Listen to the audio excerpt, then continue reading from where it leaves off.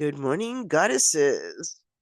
And well, it's afternoon now. Welcome to our noonday message for October 21st, 2025. And I have to tell you, I'm a bit late getting started today.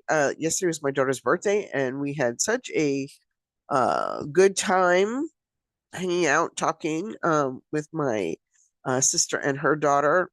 We just had a really lovely time. And so forgive me if my voice sounds a little bit off, a little bit gravelly today, um, which I know it does. And it's interesting that today we're talking about honoring the ancestors and our inner lineage because just 10 days from today will be Samhain, or as many people call it, Halloween, and also my birthday. So for me, this is a very important day of the year, and for many people, it is also. Halloween became called Halloween because in the Catholic Church, the following day, November 1st, is All Saints' Day, or as it used to be known, All Hallows' Day, meaning those hallowed ancestors that came before us are being celebrated on that day. So this is where we get Halloween for Hallows Eve, right? Excuse me. Okay, so let's get started today just by grounding ourselves a little because I really need it. So place your hand on your heart, your hand on your womb, breathe deeply,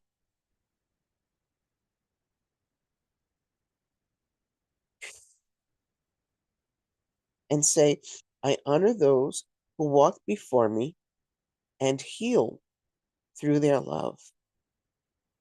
And as we know, um, we have All Saints Day coming up next week, or Halloween, or Samhain, or whatever you call it.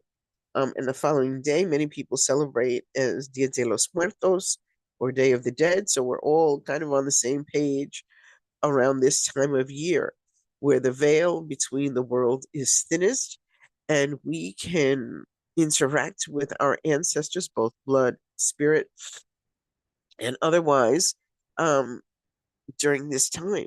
All those who gave us strength, who healed us, and all of those who help us transform through our work.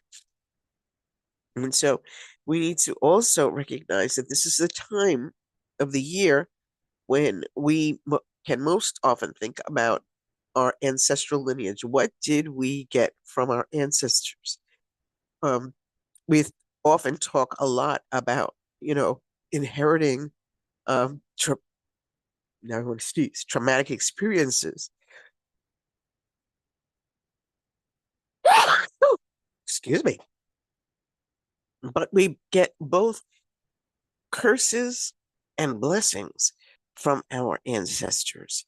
And now is the time to examine both in our lives.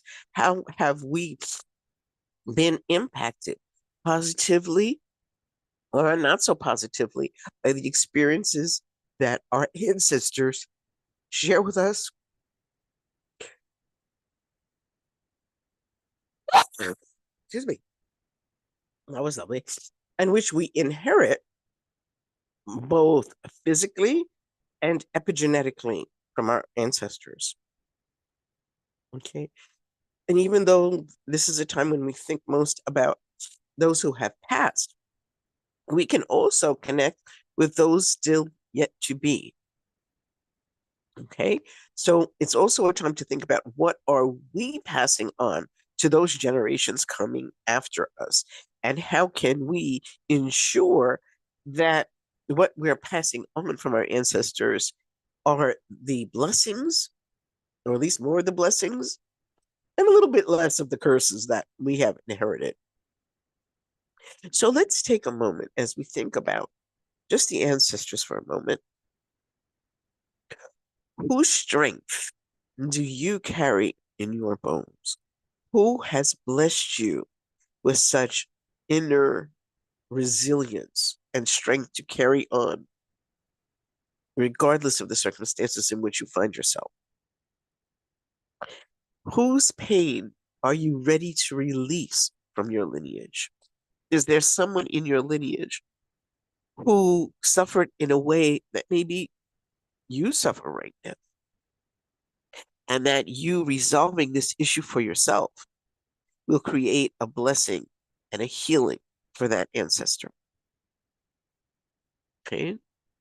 One thing you might consider doing starting now is to create an altar for your relatives, uh, all those who have come before you, with pictures, with flowers, with items that are specific to them, and to use the next 10 days as a way to connect with those ancestors so that when we hit Samhain or Halloween or um, All Saints Day or Dia de los Muertos, you are already deeply connected with your ancestors and can share a special meal or blessing with them on that time.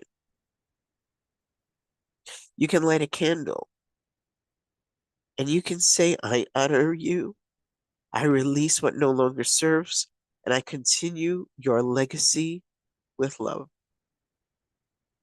And my final blessing to you is may your lineage feel your love. May your ancestors rise rejoicing through your healing. I thank you for joining me today, and I'll see you again tomorrow.